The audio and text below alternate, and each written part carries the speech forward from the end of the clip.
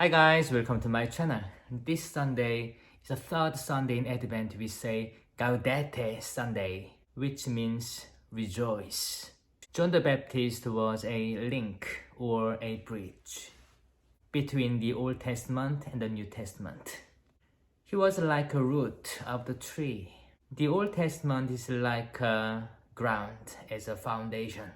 The New Testament is like a tree, flowering, growing, and sheltering.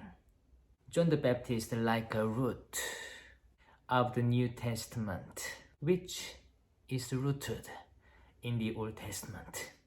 He was a voice. Look at the tree, the Messiah.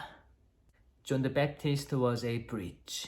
He appeared so quickly and he's gone suddenly because the things to be changed. The new wine, the new fruit was there. That means there are needed new wineskin. John the Baptist wears old animal skin, like Adam and Eve in the Genesis, and he prepared the way to the Lord. He was baptized by blood, like a martyrs, and he became a new wineskin. The new wine needs the new wineskin. Dear my friends, let's become a new wineskin.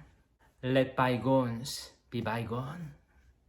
He is coming, Gaudete, which means rejoice. So I wish you all well.